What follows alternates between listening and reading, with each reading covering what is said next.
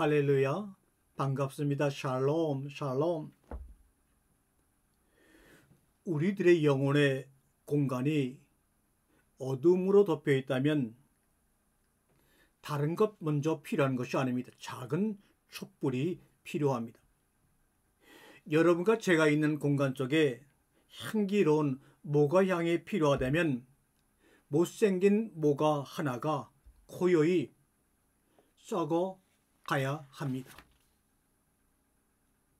맞습니다. 썩어가는 나한테서 좋은 향기가 난다고 하는 것을 여러분에게 먼저 말씀을 드리고 싶습니다. 썩어가는 나한테서 참 좋은 향기가 난다고요? 네. 세상의 모든 꽃과 과일의 향기는 그 자신이 조용히 썩어감으로 말미암아 우리에게 아름다운 향을 공급해주고 있는 것입니다. 과일과 꽃들의 향은 자기 자신의 죽어가는 죽음의 향입니다. 그런 것처럼 행복은, 우리가 모두 찾는 이 땅에서 행복은 언제나 가장 두려워하는 곳에 있습니다. 그러면 우리가 가장 두려워하는 곳이 어디입니까? 죽음입니다.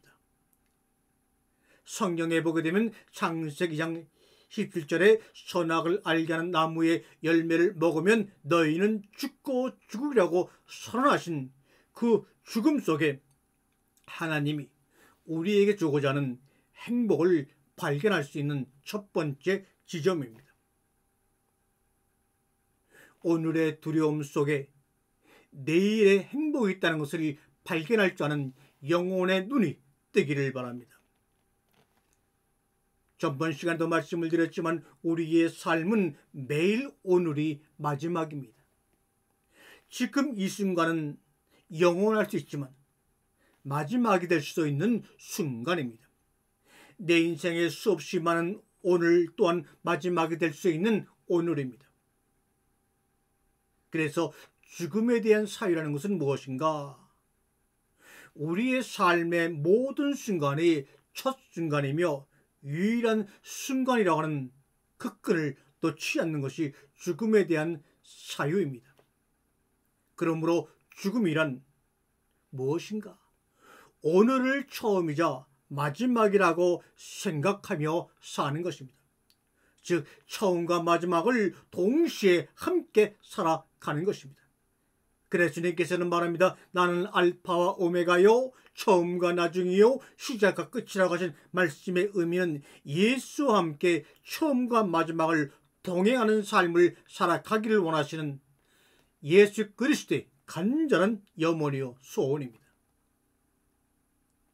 이러니 하나님께서 아담에게 처음으로 말문을 트신 그 말문이 먹으면 너는 죽고 죽으리라는 그 말씀, 그 말문은 진정으로 우리를 위한 삶의 큰 축복이요 좋았더라 토부입니다.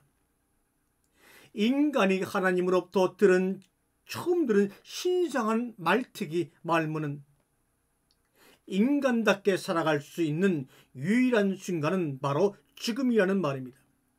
내 인생의 가장 아름다운 집은 지금 이 순간에 지을 수 있습니다.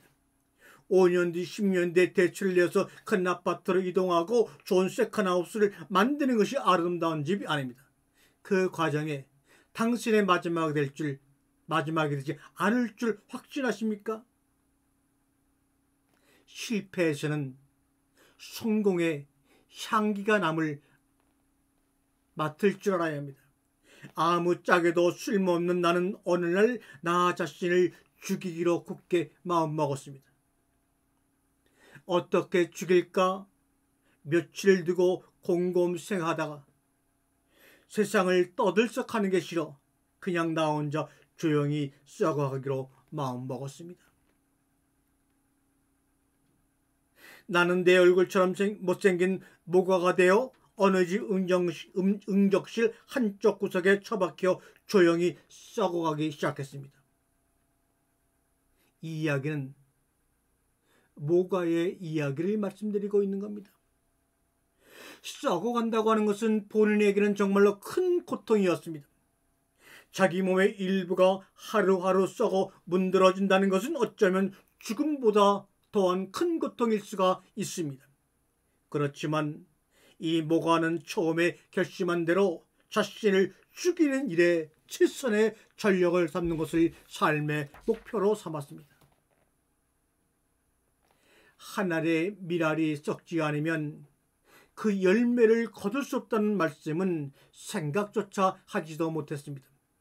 그저 내 영혼마저도 하루속히 썩어 사라질 날들만 기다리고 있었습니다. 그런데 말입니다. 사람들은 참으로 이상했습니다. 썩어가는 나 모가한테서 참 좋은 향기가 난다고 수덕수덕 군덕군덕 이야기들 하고 있는 거 아닙니까? 참으로 뜻밖의 일이 벌어졌습니다. 기적이 일어났습니다. 썩어가는 나한테서 좋은 향기가 난다니.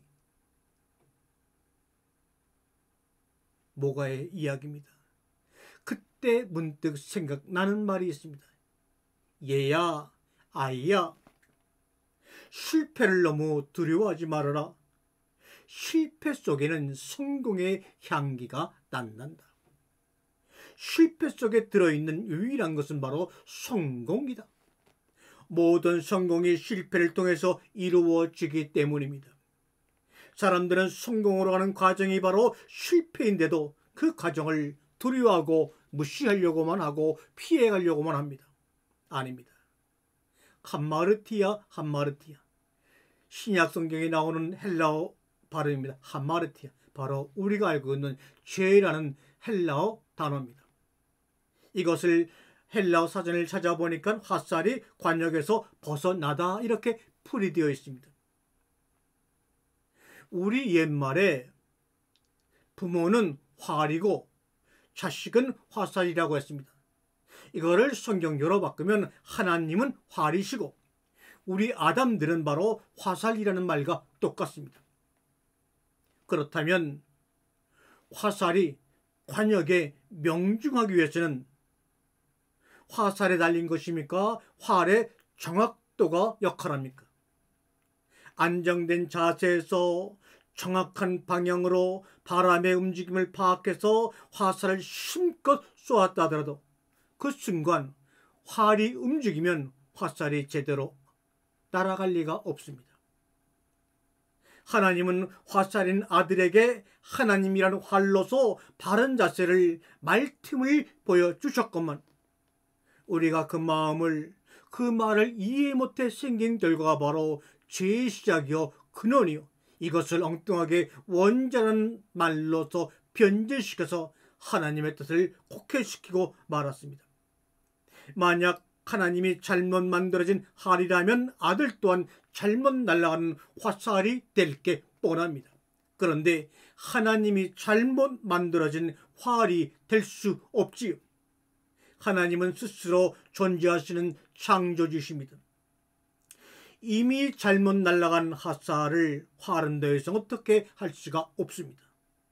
화살이 멀리 날아가려면 활의 몸이 더 많이 휘어져야 합니다. 가장 멀리 날아간 화살은 등이 가장 많이 흰 활에 의해 날아간 화살입니다. 그렇지 않습니까? 김치를 한 번도 먹어보지 않은 이에게 아무리 김치 맛을 설명해줘도 김치를 먹어보지 않는 한 그 맛을 알 수가 없습니다. 진정 김치 맛을 알고 싶다면 직접 김치를 먹어보라 이렇게 말하는 것이 참된 스승이죠.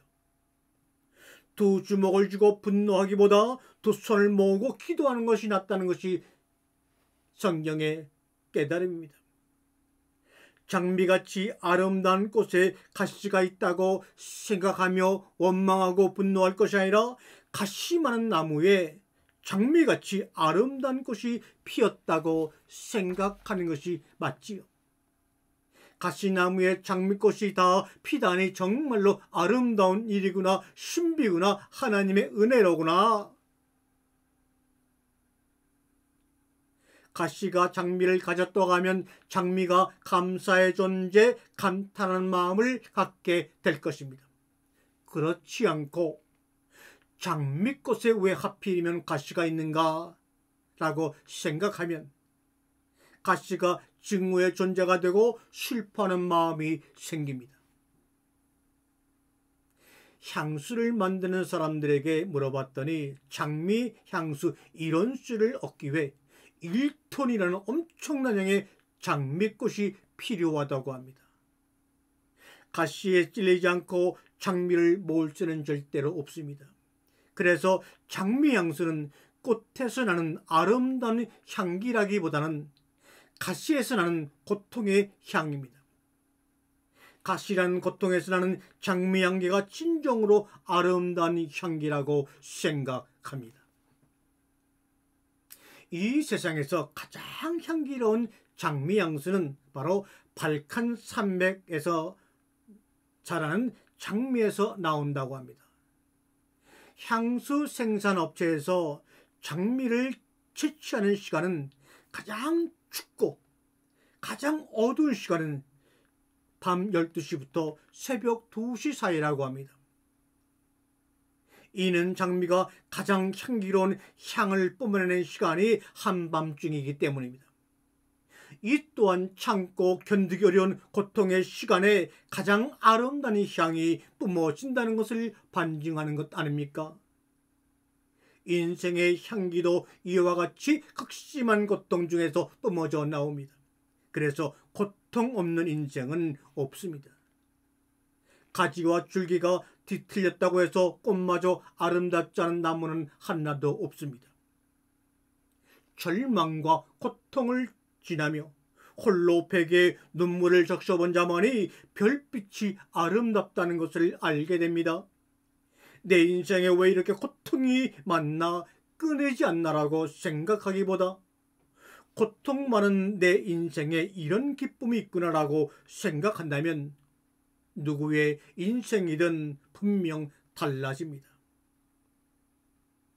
저는 참으로 평생 목회자로서 가난하게 살았습니다. 이렇게 더 이상 가난할 수 없을 정도의 형편 속에서 말씀을 쓰고 이 방송을 합니다. 그런데 그렇게 60평생을 살아보니 경험되어지고 깨달아지는 것이 있습니다. 가난하면 가난할수록 하늘과 가까워지는구나. 가난하면 가난할수록 하늘과 가까워져서 하늘의 이야기를 이렇게 내가 이 나이에도 풀어 놓을 수가 있는 거구나. 아멘, 할렐루야. 봄날에 피는 꽃을 한번 보세요. 꽃은 어떻게 살아야 할지 방황하지 않습니다. 누가 보든 말든 자기 삶의 의미와 가치를 소중히 여기며 하늘을 향해 피어있다가 때가 되면 시들어 열매를 맺습니다. 한 송이 꽃은 남에게 봉사하기 위해 무언가를 할 필요가 없습니다. 오직 꽃이기만 하면 됩니다. 그것으로 충분합니다. 한 사람의 존재 또한 그가만을 진정한 인간이라면, 하나님의 피조물이라면 온 세상을 기쁘게 하기에 충분하고 충만합니다. 그 자체로 말입니다. 꽃은 존재하고 있다는 그 자체가 이미 아름답습니다. 무엇을 이루려고 하기보다 있는 그대로 모든 것을 받아들이며 피어 있는 것이 중요합니다. 꽃은 피기 때문에 아름다운 것이 아니라 지기 때문에 아름답습니다. 꽃이 지지 않으면 열매를 맺을 수가 없습니다. 인생의 방향도 꽃과 같습니다. 내 인생의 방향이 존재하는 것은 결국 한 인간으로서 아름다운 열매를 맺기 위한 과정입니다. 그 방향과 과정 속에서 인생의 열매가 여물게 됩니다. 방향의 꽃이 여물어 열매라는 씨앗을 맺어야 그 씨앗이 땅에 떨어져 새로운 삶을 꽃피우게 되는 겁니다. 꽃은 절대로 자기를 버리지 않습니다. 시들지언정 스스로 자신을 버리지 않습니다. 자신의 향기조차 의식하지 않고 겸손히 살아갑니다.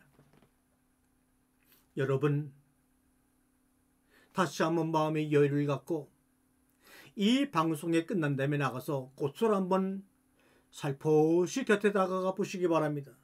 그러면 꽃씨 속에 숨어있는 꽃을 보려면 고요히 눈이 녹기를 기다려라. 꽃씨 속에 숨어있는 잎을 보려면 크게 가슴이 따뜻해지기를 기다려라. 꽃씨 속에 숨어있는 하나님, 어머님을 만나려면 들에 나가 먼저 몸이 되어라. 꽃씨 속에 숨어있는 꽃을 보려면 평생 마음속에 버리지 않던 칼을 버려라. 아멘, 아멘.